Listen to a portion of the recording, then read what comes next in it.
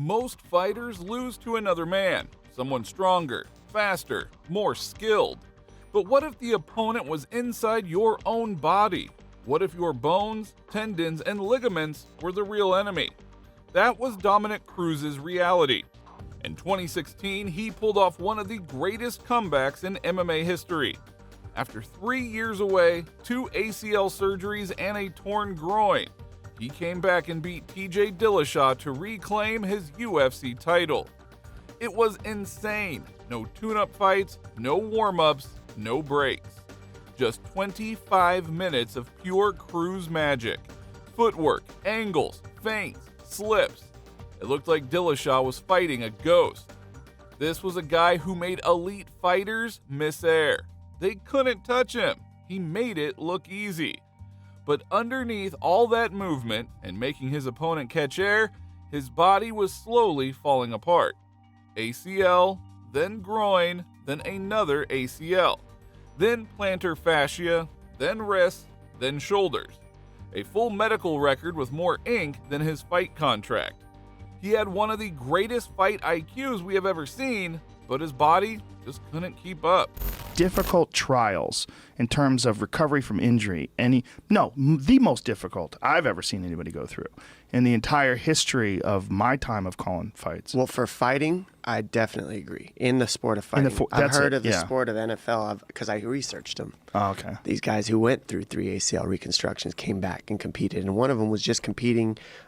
They almost made it to the Super Bowl. And he had 3 ACL reconstructions in the game of football and came back and was still playing, and he was like over 30.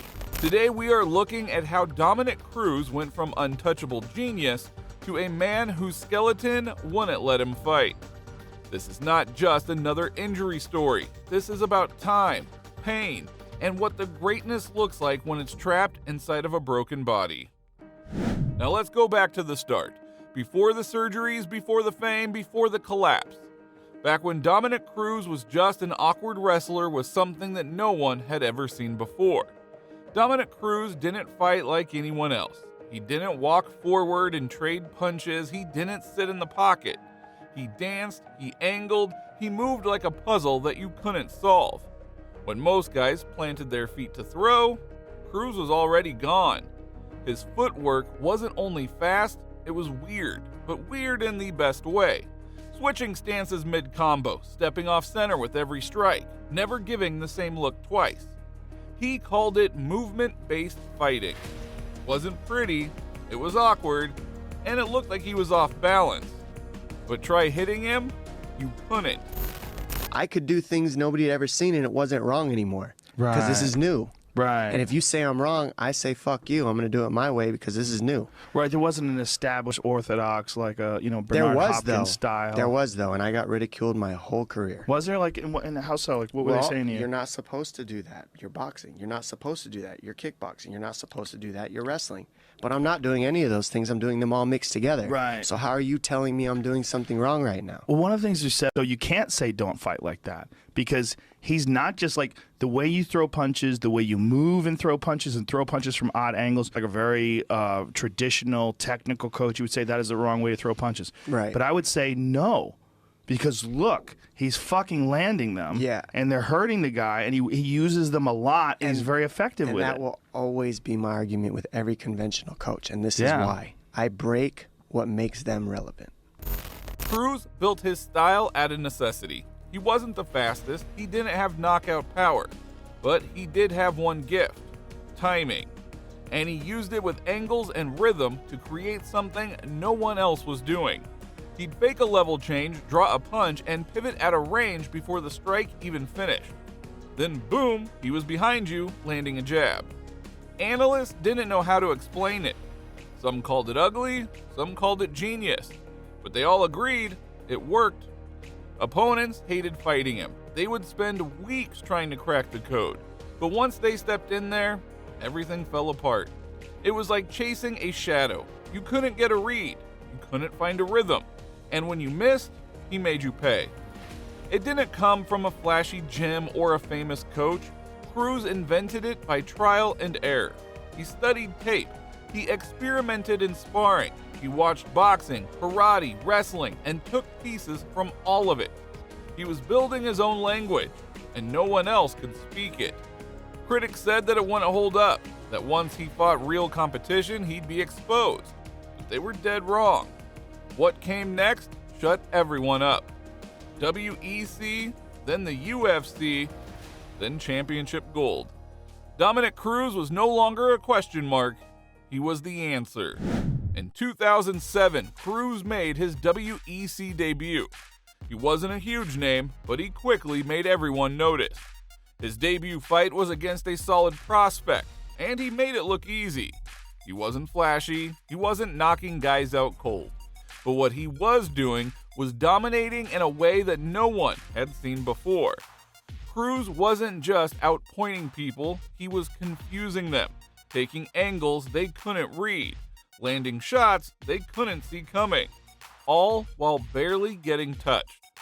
In 2010, Cruz got his shot at the WEC bantamweight title.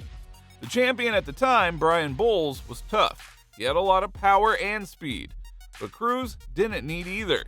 Instead, he used that movement-based fighting to turn Bowles into a human punching bag.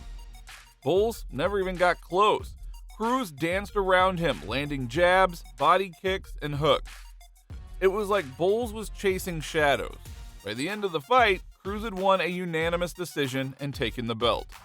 From that moment, he was the puzzle that everyone scratched their heads around. Moving to the UFC wasn't a problem for Cruz. In 2011, he made his UFC debut against Uriah Faber at UFC 132 in a long-awaited rematch. It was a fast-paced, technical battle. Cruz's signature footwork and angles were on full display, constantly frustrating Faber and breaking up his rhythm.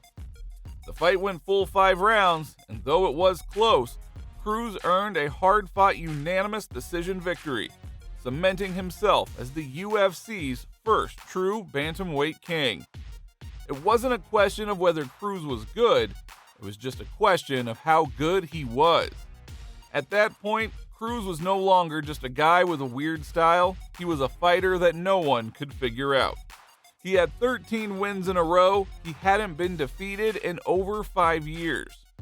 Opponents would go into the cage thinking they had the answer, but they'd leave scratching their heads wondering what the hell just happened.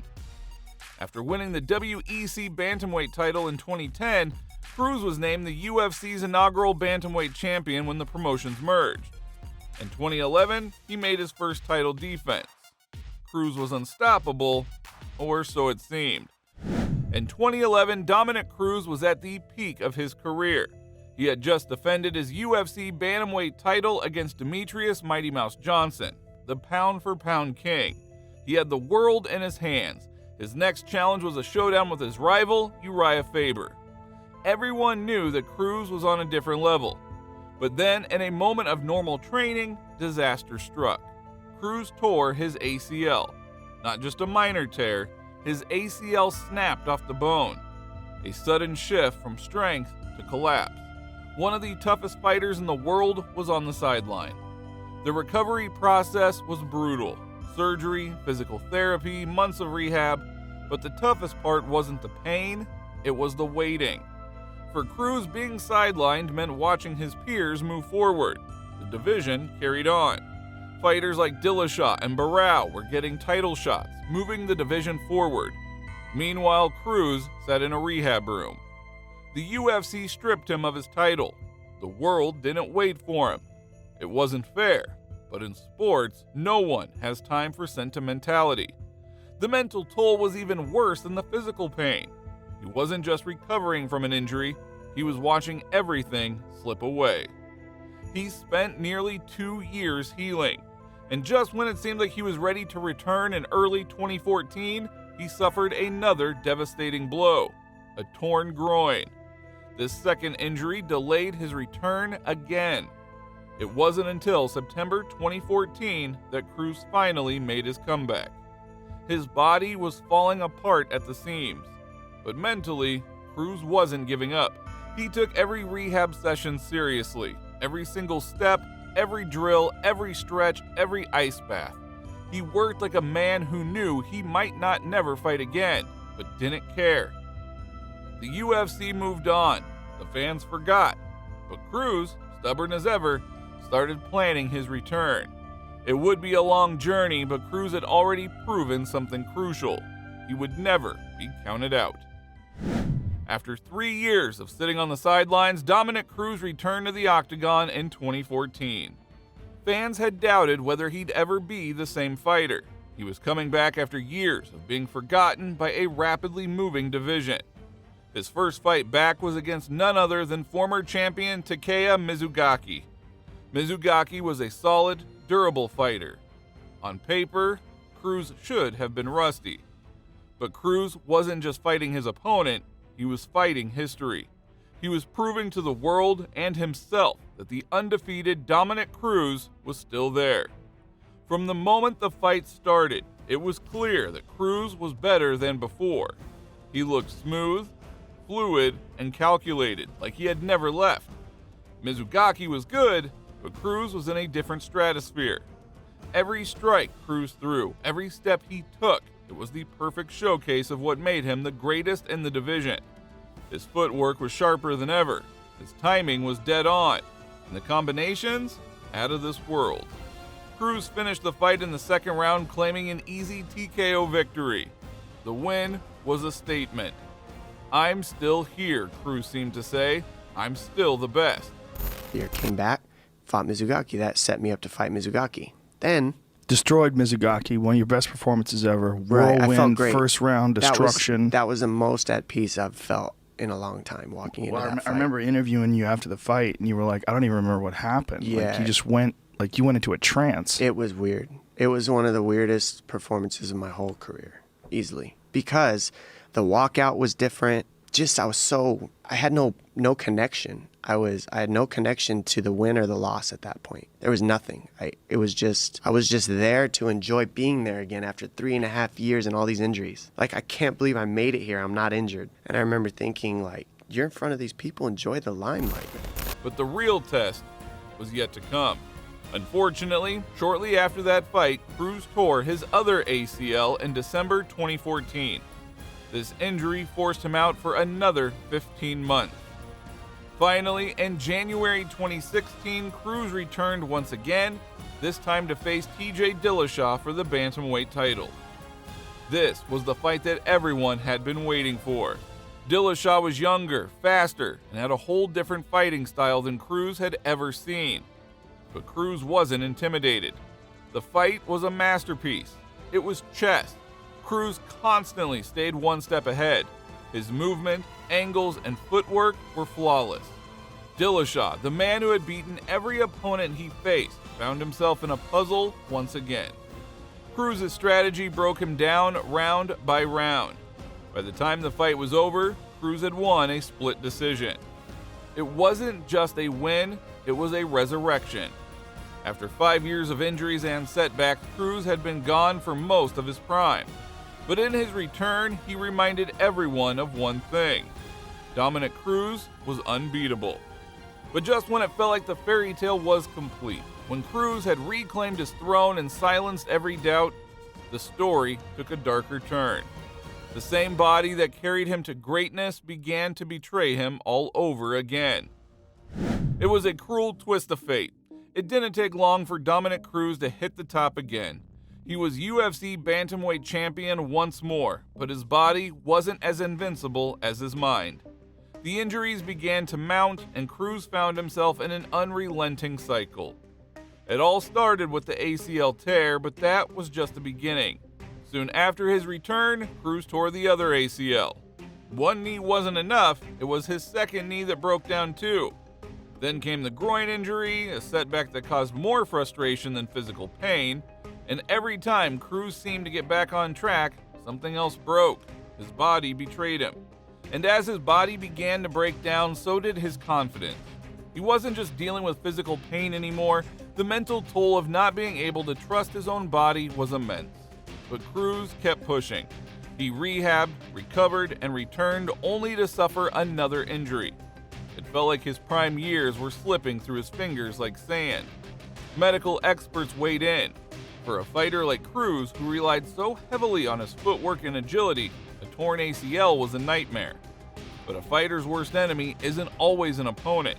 Sometimes it's the body that is supposed to carry them. It became a pattern. First the ACL, then months of recovery, then another injury, maybe a groin tear or a fractured foot. Each time, Cruz would fight to get back, but each time it was harder. Fans and analysts began to question whether he could ever be the same. Injuries were one thing, but the fact that they kept happening was something else. Looking at the numbers, Cruz's career stats told a story. He spent far more time rehabbing than fighting. It wasn't just that he wasn't able to fight, it was the number of years he spent inactive that kept adding up. He didn't have the luxury of a long, uninterrupted prime. With all that being said, how I feel is sadness, extreme sadness, to be honest. It hurts. I mean, I want to cry, but I also know that this is a long road that I've had already. I've already been down this. I've had these injuries. If you really, you can attach whatever you want to this situation, but it never defeats me, and it never will. I mean, it's just part of my journey. It's going to be part of my legacy, these injuries. And, how many people go through life, with problems and have to just, they drop and they got to get back up, get back up. That's really all it is. Life is no different from fighting, and that's why I love fighting so much. Sport is a metaphor to life, and that's why everybody connects to sport so heavily, because whether you play sport or not. To compare Cruz's injury history to others in the sport is to see the difference between a career interrupted and a career destroyed. Where fighters like Jose Aldo and Frankie Edgar stayed relatively healthy, Cruz's time in the cage was limited.